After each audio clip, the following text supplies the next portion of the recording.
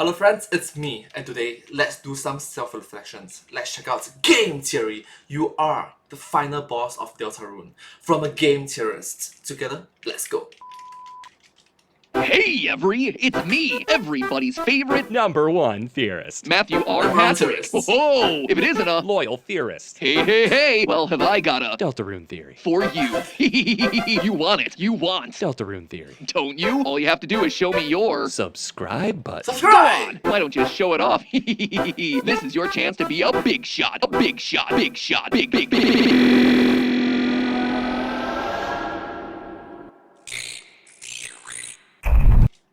Game Theory. Hello, Internet! Welcome to Game Theory, the show Hello Internet, welcome to Game Theory.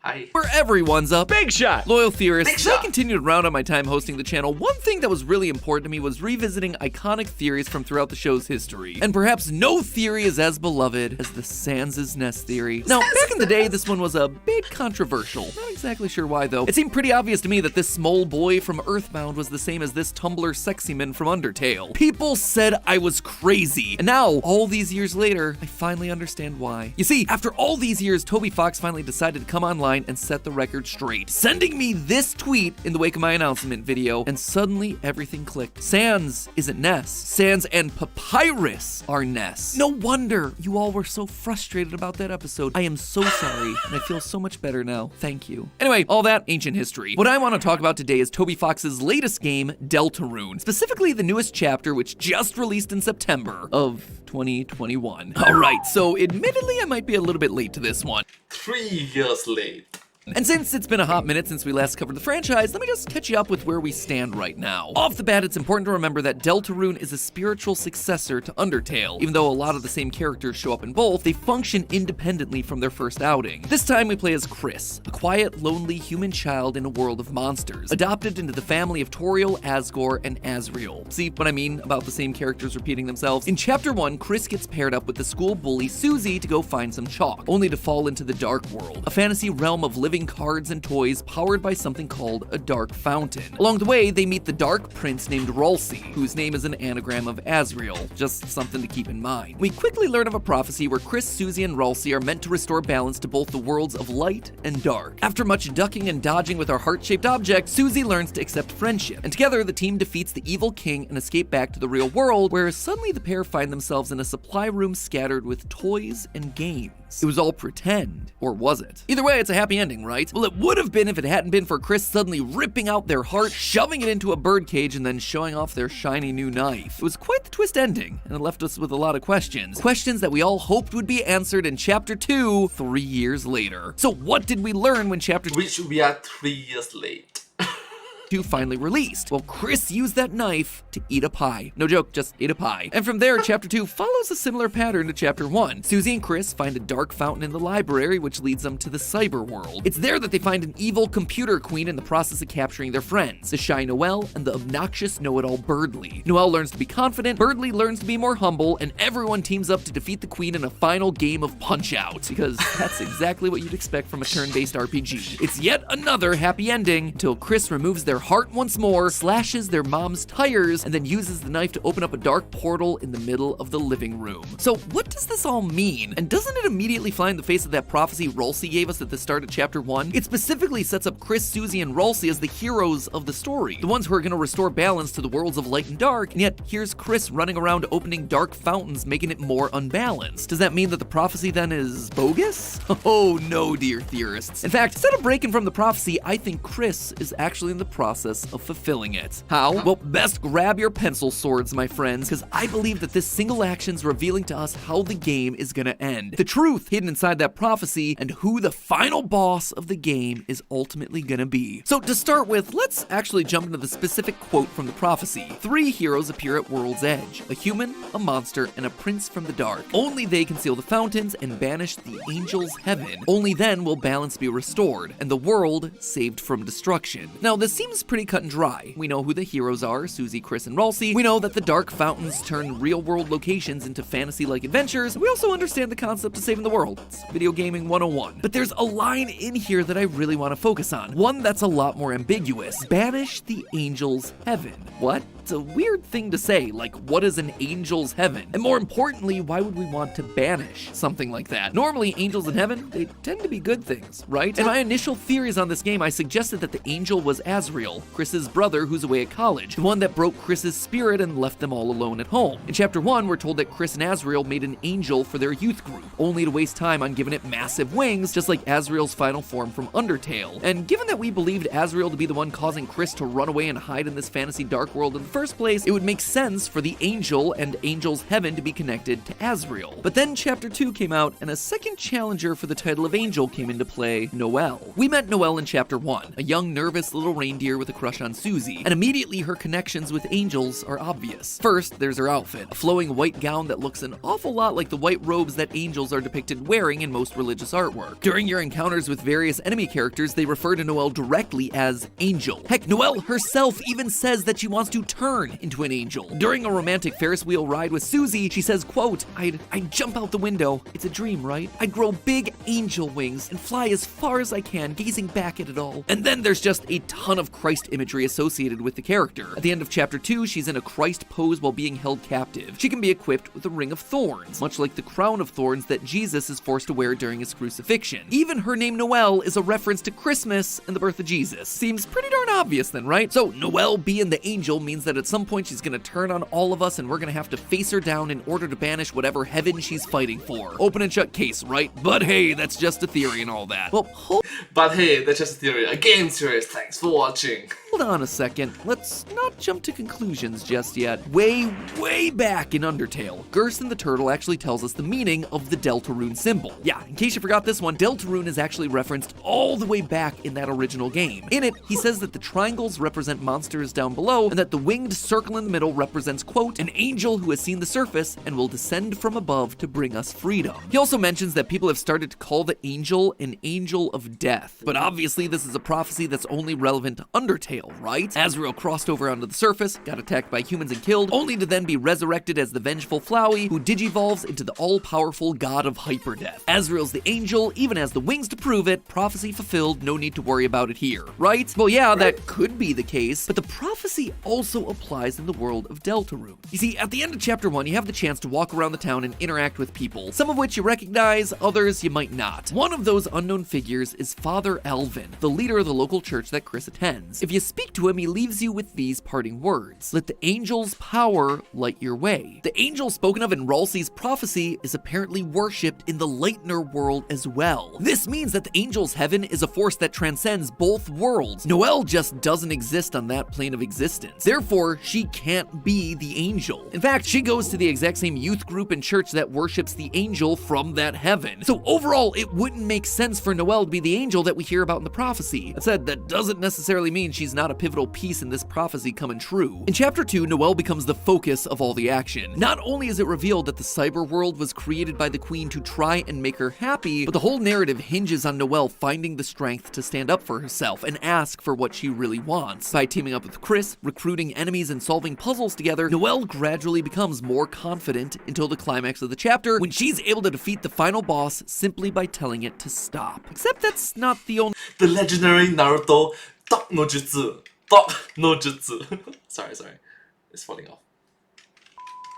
way this chapter can end. There's another route through chapter 2 known as the Snowgrave route. And this one is also about making Noelle stronger in a very different way. You see, in this route, instead of working together with Chris to solve puzzles and rekindle their friendship, Chris instead forces Noelle to attack in battle, kill enemies. They push her into buying expensive items against her will. They force her to wear that ring of thorns that I mentioned earlier, an item that's constantly ticking down Noelle's HP. And through it all, Chris is gaslighting Noelle into believing that all of it's for the best, that it's important for making her stronger, and that being stronger is the most important thing. It all It's very manipulative. It's very manipulative, very controlling, gaslighting. These are all very strong words.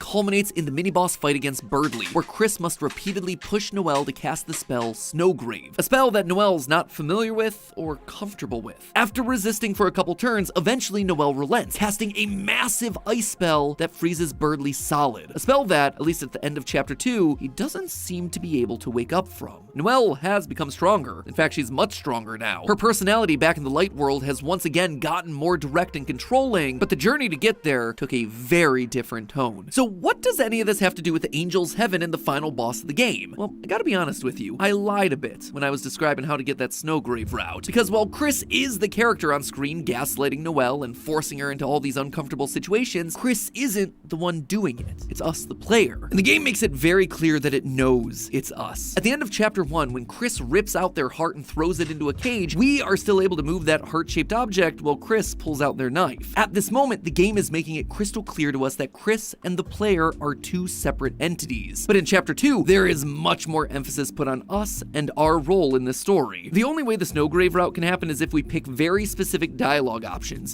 that Noelle explicitly says are very out of character for Chris. She becomes even more aware of us when we respond to her internal monologue, something that again, Chris should never have been able to hear. At yet another point, she mentions that the voice she hears doesn't sound like Chris's. Our involvement is starting to be noticed and commented on. Back in chapter 1, the only real person to make any sort of reference to the player was Sans, who makes a joke about us having never met before and then winks, the same way he always did back in Undertale when he was pretending not to know about other timelines and universes. He knows that Chris isn't the one in control here, but now other characters are starting to become aware that there's something or someone else at work. These aren't their choices, they're our choices. And you see, that's hugely important for this game. The Snowgrave ending stands out not just because of how dark and uncomfortable it is to achieve, but also because it's the first time a player gets to do the very thing they've wanted to do since Undertale: make a choice. You see, Undertale was all about player choice. Taking a pacifist route, a genocide route, or something in between yielded vastly different gameplay experiences and endings. Your choices mattered a lot. But in the opening minutes of Deltarune, you're immediately told that your choices don't matter here. The game literally kicks off by asking you to create a character, only to then throw it out the window and present you with Chris. It's a moment that instantly beats you over the head with the message that your choices don't matter here. Except clearly they do, or at least seem to. In the Snowgrave route, we are literally forcing Chris and Noelle to bend to our will, which yields a completely different flow for the chapter. Birdly's frozen. So it's more like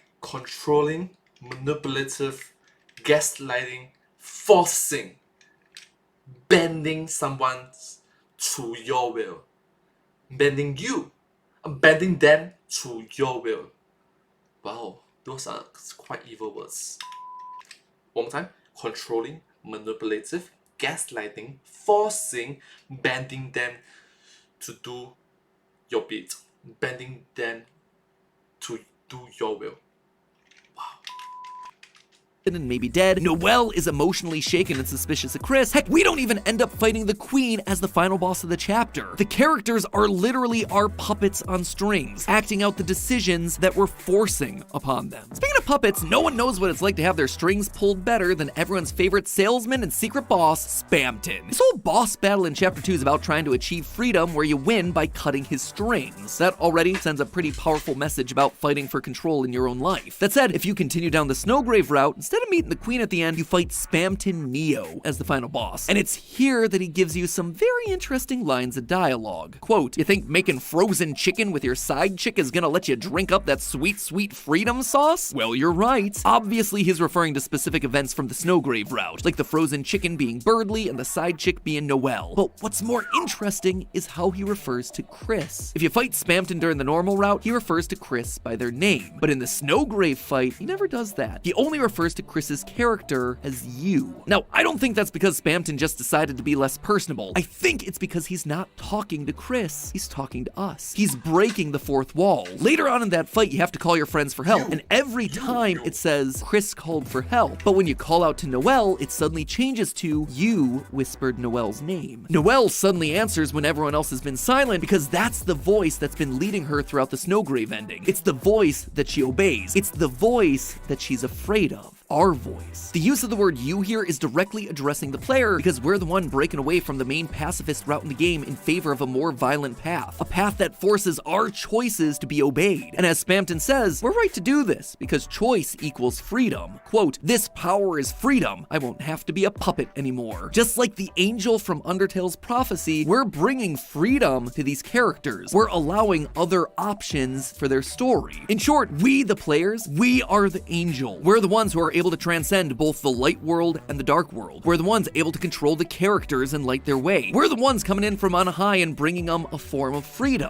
Except obviously, it's not real freedom. They're just subservient to us now, bending to our choices. We are the angel and our reality is the angel's heaven. But if that's true, So it's technically freedom, but it's limited freedom. Case in point, they will still forever be games, 2D games. They'll never be 3D, 4D, 5D games. They will still forever be games that is being played by gamers.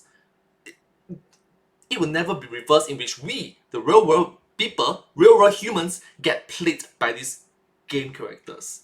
It gives the illusion of freedom, but it's a limited freedom. Just like how us, human beings, we are freedom. We are free, but we aren't free.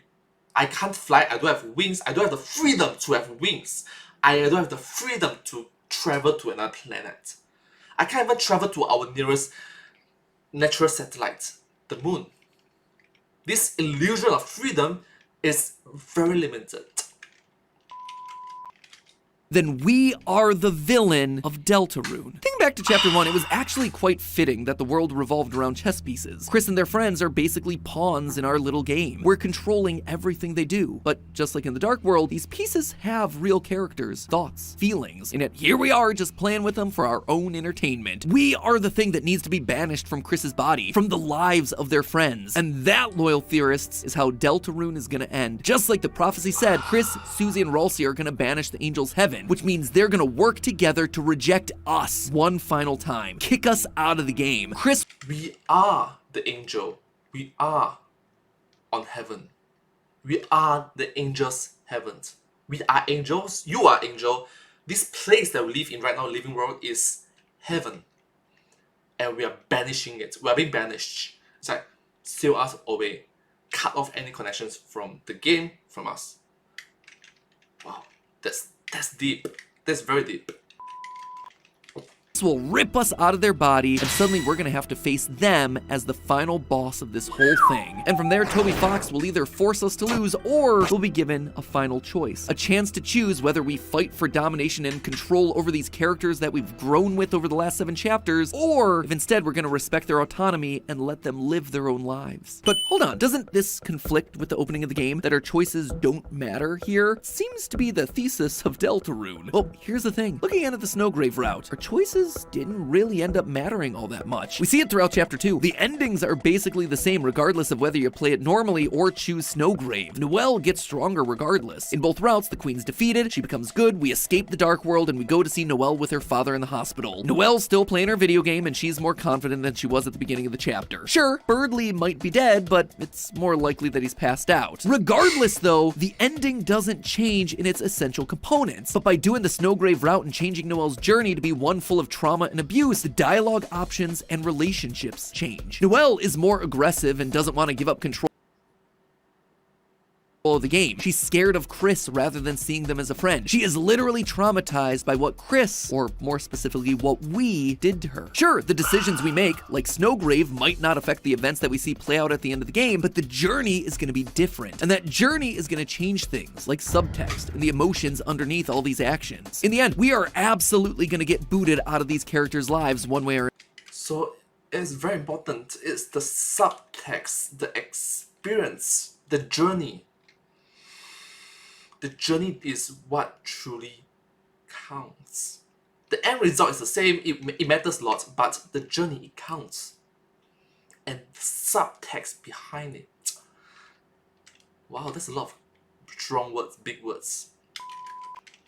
another. Our choices can't affect that. But the journey is ultimately going to dictate how painful that process is going to be. Spamton even warns us of this during the Snowgrave Neo fight. He talks about our path to freedom, but follows it up with, quote, "Well, don't blame me when you're crying in a broken home wishing you let your old pal Spamton kill ya." Makes it sound like freedom is going to leave us sad and alone, not feeling fulfilled like we won some sort of a game. And that's the whole point. By making these choices, by exercising freedom, we're actually dooming these characters to a more miserable life. And eventually, they're gonna fight back and banish us for good. Once Chris separates themselves from our control, they'll all have their freedom back, and the events of the ending may stay the same, but the context behind those events is gonna be different. Susie, Birdley, Noelle, they may all still hang out together, but are they gonna be hanging out because they're friends? Or are they gonna be hanging out because they're afraid of Chris and the things that we made Chris do? Toby Fox used Undertale to prove that humanity was overall good, breaking away from the cycle of violence that RPGs force players into. But in Deltarune, as soon as the opportunity for a new ending showed up, we showed our true colors. We were willing to throw these characters and their lives aside if it meant that we got more of that sweet, sweet juice content. So despite what we've been told, I'm convinced that we do have a choice in this game. Are we gonna be kind and give these characters the best possible ending, or are we gonna be a monster like Azrael, the final boss that leaves them all broken and with nothing, all so we can get that sweet, sweet sense of completion? But hey, that's just a theory. Toby A is... game theory. Thanks for watching. Thank you. Oh my gosh, Toby is Ness. No! Thank you so much. The ending is then just...